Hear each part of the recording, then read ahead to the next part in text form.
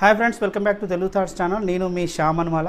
Friends, మనం ఇప్పుడు ఉత్తర భారతదేశంలో ఒక చోటికి వెళ్తున్నాం. చాలా చలి ప్రదేశం, అది మంచు కొండలు కూడా కనిపిస్తాయి. ఏదో కాదు, అది లే లడక్.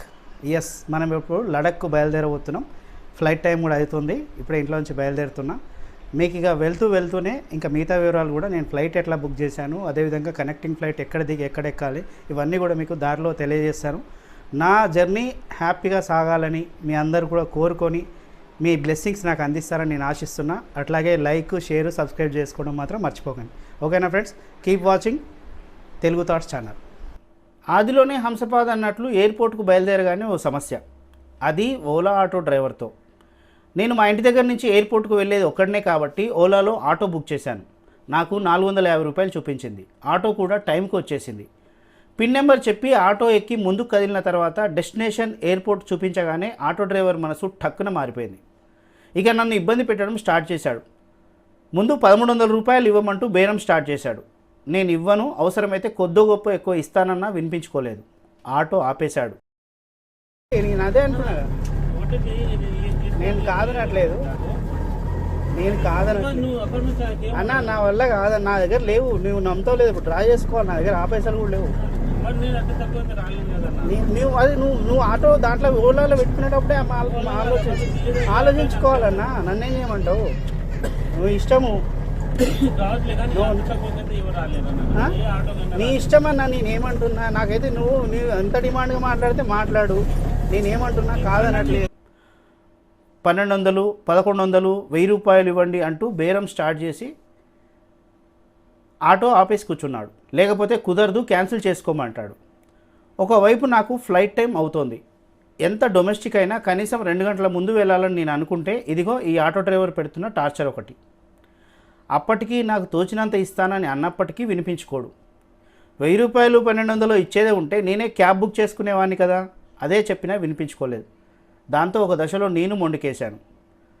నీ ఇష్టం, ఆటో ఆపేస్తే ఆపేసాయి, నాకు ఫ్లైట్ మిస్ అయితే మాత్రం కేసు వేస్తానని చెప్పాను. చిట్ట చివరికి బేరమాడి 700 రూపాయల వరకు తీసుకొచ్చి అక్కడ నాతోటి మాట తీసుకొని తనే ఓలాలో ట్రిప్ క్యాన్సిల్ చేసి అప్పుడు ఆటో ముందు కదిలించాడు. నేను నా ఇష్టం ఉంటాడు వెనక్కి ఇస్తానా, నువ్వు ఈడ ఆపి మాట్లాడి లేట్ చేస్తే నా ఫ్లైట్ మిస్ అవుతుంది. నేను ఇయ్యనన్నా, నేను ఇయ్యను. నేను అడిగి వెనక నా ఇష్టం ఉంటే ఇస్తా. నేను ఏమి ఇస్తా చెప్పను, అంతే. నీ ఇష్టం. నేను ఏమన్నా, నేను ఇట్లా కూర్చుంటా, నీ ఇష్టం. ఎందుకంటే నన్ను ఇంత దాకా ఎవరు ఇబ్బంది పెట్టలే. ఇట్లా ఐడి కార్డు చూపాను అది. మరి ఇట్లా నాకు అర్థం కాదు, ఏం ఆడుకుంటారు? నేను ఇయ్యానన్నా 650 ఇయ్యాను, ముందే చెప్తున్నా. నేను ఇయ్యానన్నా 650 నా వల్ల కాదు. నాకు క్యాబ్ బుక్ చేసుకుంటానా 650కి, ఏసీ వేసుకొని పోతాం కదా.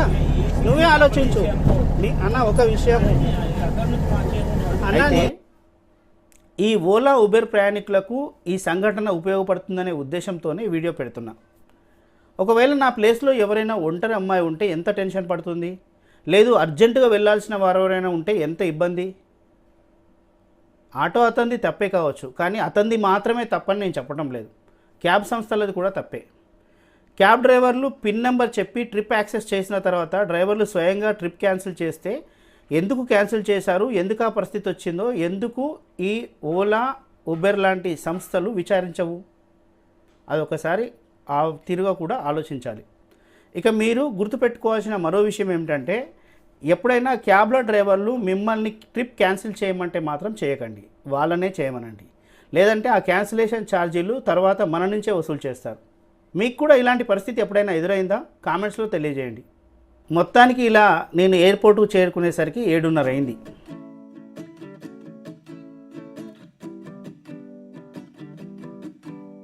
అక్కడ మా టీంలోని మిగతా 2 సభ్యులు కలిశారు. ఒకరు మా బావగారు స్వరూప్ గారు, మరొకరు మా బావ వాళ్ళ ఫ్రెండ్ సతీష్ వలస గారు.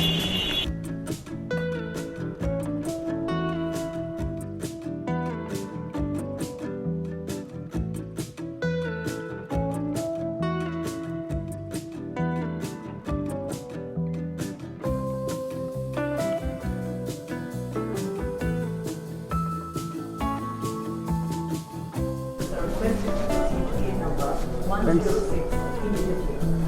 మొత్తానికి ఎయిర్పోర్ట్కు రీచ్ అయ్యాము టైంకి. ఇంకా మనకు సుమారుగా 1 అవర్ టైం ఉంది. గేట్ నెంబర్ 104 నుంచి మనం లోపలికి వెళ్ళాల్సి ఉంటుంది. IndiGo flight 5605 flight number.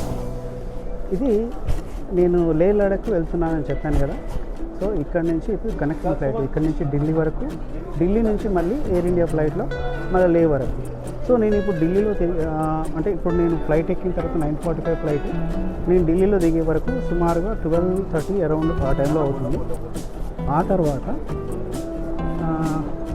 మళ్ళీ మార్నింగ్ 6:45కు ఢిల్లీ నుంచి లేకు ఎయిర్ ఇండియా ఫ్లైట్ ఉంది. సో ఇది అనమాట. నాకు మొత్తం అరౌండ్ కాస్ట్ వచ్చేసి 16,000 వరకు పడింది. సో ఏది అప్ అండ్ డౌన్. సో ఇది విశేషాలు. నిజానికి చూస్తే నాకు ఆకలి అవుతుంది, ఎందుకంటే చాలా బిజీ షెడ్యూల్ ఇవ్వాలంతా కూడా తినడానికి ఛాన్స్ దొరకలేదు. ఇక్కడికి వచ్చాక ఇంతకుముందే జస్ట్ ఒక టీ తాగి ఒక బిస్కెట్ మాత్రం తిన్నా. ఇక ఢిల్లీలో ఎయిర్పోర్ట్లో కూడా నాకు తెలిసి ఏం తినడానికి ఛాన్స్ దొరుకుతుందో లేదు. మళ్ళీ లే ఎయిర్పోర్ట్లో దిగిన తర్వాత బయటికి వెళ్ళిన తర్వాత ఏమన్నా తినడానికి ఛాన్స్ దొరుకుతుందని అనుకుంటున్నాను. ఎందుకంటే ఇక్కడ కాస్ట్ కూడా ఎయిర్పోర్ట్లో తినడానికి ఛాన్స్ ఉండదు, ఎందుకంటే చాలా కాస్ట్ పడ్డాను.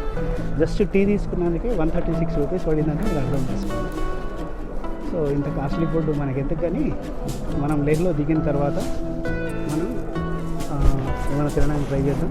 ఇది విశేషం. అయితే లేహ్ లడఖ్ గురించి చెప్పాలంటే మాత్రం సముద్ర మట్టానికి 3,500 మీటర్లు, సముద్ర మట్టానికి 3,500 మీటర్ల ఎత్తులో ఈ లడఖ్ లేహ్ ప్రాంతం ఉంటుంది. సో మొత్తం ప్రకృతి అంటారండి, చుట్టూ కొండలు, పచ్చటి ప్రకృతి, -డిగ్రీల చలి. ఇది లే లడఖ్ సంబంధించిన విశేషం. సో చూడబోతూ అంటే తినబోతూ రుచి ఎందుకు అన్నట్టు చూడబోతూ వివరాలు అయితే ఇంకా మనం లేహ్లో కానీ వీలైతే ఢిల్లీ ఎయిర్పోర్ట్లో ఏమైనా వీలైతే అక్కడ కూడా కొన్ని వివరాలు చెప్పే ప్రయత్నం చేస్తాం. లేదంటే మాత్రం మన నెక్స్ట్ స్టాప్ లేహ్లో మీకు ఆ వివరాలు చెప్తాను, ప్లస్ మళ్ళీ మిమ్మల్ని కలుస్తాను. ఓకేనా friends, let's move to our flight. Right friends, 9 అవుతుంది, 9:45కు ఫ్లైటు. ఇంకా వేరే ఫ్లైట్కి సంబంధించిన చెక్కింగే నడుస్తుంది. దీని తర్వాత నాకు తెలిసి ఒక పావు గంటలో స్టార్ట్ అవుతుంది. ఇవాళ నిజంగా ఎయిర్పోర్ట్లో ఎంత క్రౌడ్ ఉందంటే ఇది బస్ స్టాండో రైల్వే స్టేషన్ అనిపిస్తుందండి. ఎక్కడికి వెళ్తున్నారు జనాలు, ఇన్ని ఫ్లైట్లు ఏంది బాబా, చాలా అంటే చాలా హెవీ రష్. ఇక నాకు కొంచెం ఆకలి కూడా బాగానే దంచుతుంది. ఇంకొకటి మెయిన్ విషయం ఏంటంటే మీతో చెప్పుకోవడం మర్చిపోయినా, ఇప్పుడు నేను వెళ్ళే లేహు -డిగ్రీలో చలి ఉంటుంది, మహా అయితే 1-2 డిగ్రీల దాకా ఏమైనా వస్తున్నాం. కానీ నాకు ఎటువంటి అంటే వింటర్ జాకెట్లు కానీ ఏమీ లేవు. మరి అక్కడికి వెళ్ళాక కొందాం అనుకుంటున్నా, ఎందుకంటే ఇక్కడ కొనడానికి టైం దొరకలేదు. ఎందుకంటే ఢిల్లీ ఎయిర్పోర్ట్లో దిగిన తర్వాత అక్కడ కొనడానికి టైం అయితే ఉండదు. సో లేహ్లో దిగిన తర్వాత ఏమైనా చలి తట్టుకొని కొద్దిసేపు అయినా సరే బయటికి వెళ్ళి కొందామని ఆలోచన.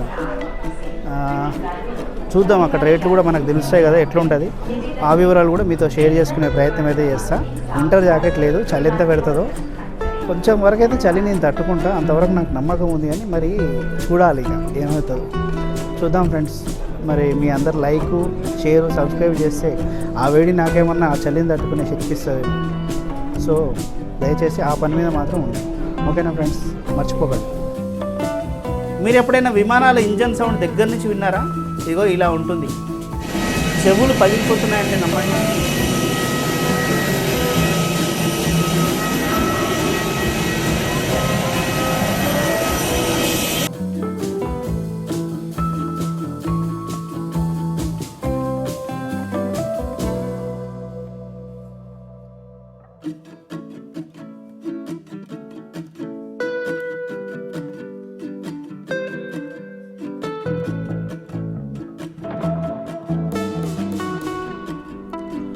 నాకు flight charge up and down కలిపి సుమారు 15,000 వరకు పడింది. అది కూడా connecting flight. Hyderabad to New Delhi, New Delhi to లే లడఖ్, మళ్ళీ లే లడఖ్ టు న్యూఢిల్లీ, న్యూఢిల్లీ టు హైదరాబాద్కు. నాకు తెలిసి హైదరాబాద్ నుంచి అయితే లేహ్ లడఖ్కి డైరెక్ట్ ఫ్లైట్లు లేవు. ఒకవేళ నేను చెప్పింది తప్పైతే నన్ను కరెక్ట్ చేయండి.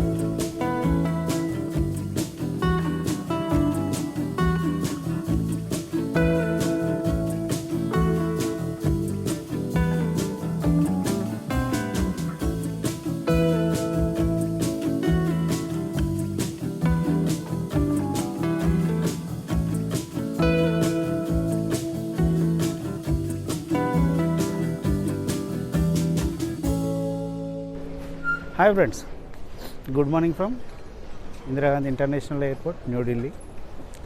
మొత్తానికి రాత్రి 12:15కు ఫ్లైట్ ఇక్కడ ల్యాండ్ అయింది. అయితే ఇంకా అప్పుడు నైట్ టైం లాక్ చేయలేదు, ఎందుకంటే ఎయిర్పోర్ట్ ఆల్రెడీ మీకు చూపించింది, పెద్దగా ఏముండదు.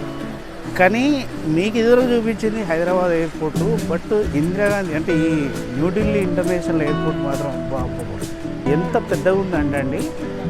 ఒక 5-6 కిలోమీటర్లు నడుస్తూనే ఉన్నాం, అదేంటో అర్థం కాలేదు. ఇక్కడ బహుశా నాకు తెలిసి ఎట్ ఏ టైం ఒక 150-200 విమానాలు అయితే ఇక్కడ ల్యాండ్ అయ్యే అవకాశం ఉందని నేను అనుకుంటున్నాను. అంటే అంత అన్ని గేట్లు ఉన్నాయి, అంత ఇక్కడ ఉంది.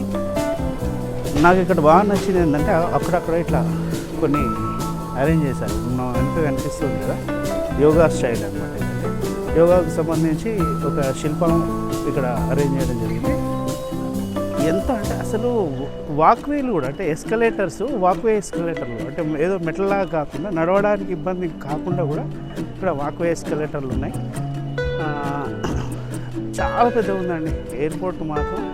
మళ్ళీ ఎయిర్పోర్ట్ ఇంత పెద్దగా ఉన్నప్పటికీ కూడా సరిపోవట్లేదు, ఎందుకంటే కొన్ని వేలల్లో ప్యాసింజర్స్ ఇక్కడ ఈ ఇంటర్నేషనల్ ఎయిర్పోర్ట్లో వివిధ ప్రాంతాలకు, మెయిన్గా ఇక్కడి నుంచి ఫారిన్ అంటే ఎక్కువ విదేశాలకు వెళ్ళే వాళ్ళు ఇంటర్నేషనల్ చాలామంది ఉన్నారు.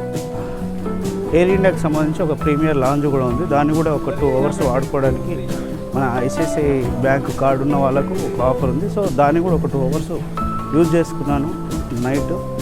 ఆ తర్వాత మార్నింగ్ అంటే ఇప్పుడు ఆల్మోస్ట్ ఒక 6 అవుతుంది, మార్నింగ్ 6:45కు మన ఫ్లైట్.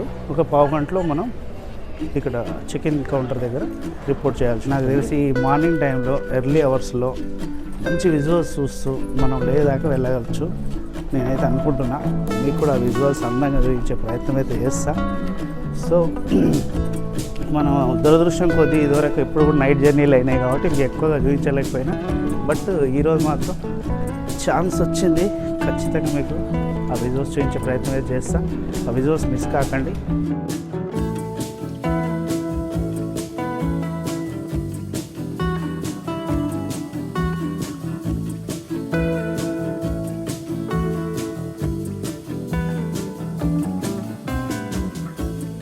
చూస్తారు కదా, ఫ్లైట్ అయితే ఎక్కినాము. చాలా చిన్న ఫ్లైట్ అండి, అంటే నేను ఎక్కిన ఇండిగో ఫ్లైట్ కానీ, ఎయిర్ ఇండియా ఫ్లైట్ కానీ, ఎయిర్ ఐసియా ఫ్లైట్లన్నిటితో పోలిస్తే చాలా చిన్న ఫ్లైట్. కొంచెమే సీటింగ్ కెపాసిటీ ఉంది, కాకపోతే ఉన్నంత వరకు కూడా నీట్గా ఉందండి. మీరు చూడండి ఒకసారి, పర్లేదు. అంటే షూ స్పేస్ కానీ, కింద షూ స్పేస్ కానీ ఇవన్నీ కూడా పర్లేదు. చిన్న ఫ్లైట్ అయినా కానీ బాగానే ఇచ్చాడు, నీట్గా ఉంది. అది కూడా నాకైతే నచ్చింది. విండో సీట్ ఉంది. సో ఇక విజువల్స్ అందాలు, ప్రకృతి అందాలు మీకోసమే విందు రాబోతోంది. ఓకేనా? Don't miss this video. ఓకేనా? ఈ వీడియోని మిస్ కాకండి, చాలా బాగుంటాయి విజువల్స్ కూడా. ఎందుకంటే మనం వెళ్ళేదే కొండ ప్రాంతం కాబట్టి అక్కడ మెయిన్ లడాక్, లేహ్ అంటేనే మొత్తం ఒక అంటే అందమైన పర్వత శిఖరాలన్నీ ఉంటాయన్నమాట, గ్రీనరీ ఉంటుంది. అసలు ఎంత బాగుంటుందంటే మాటల్లో చెప్పలేదు. అంతా నేను విన్నా, ఇప్పుడు చూడబోతున్నా, మీకు కూడా చూపించబోతున్నా, కాబట్టి మిస్ కాకండి. ఓకేనా? అందుకే పదే చెప్తున్నాను అన్నట్లు, లైక్, షేర్, సబ్స్క్రైబ్ ఈ 3 మాత్రం మర్చిపోకండి. ఈ ఒక్కటి విషయం అయితే గుర్తుపెట్టుకోండి. మీరు చూడండి, మీతో పాటు మరికొంతమందికి కూడా చూపించండి. అలా చూపించాలంటే మీరు లైక్ కొట్టాలి, షేర్ చేయాలి, కొంతమందితో సబ్స్క్రైబ్ కూడా చేయించండి. ఎందుకంటే ఆల్రెడీ మీరు ఇప్పటికే సబ్స్క్రైబ్ చేసుకొని ఉంటారు కదా, నాకు ఆ విషయం తెలుసు. ఓకేనా ఫ్రెండ్స్? ఈ విషయం మర్చిపోకండి.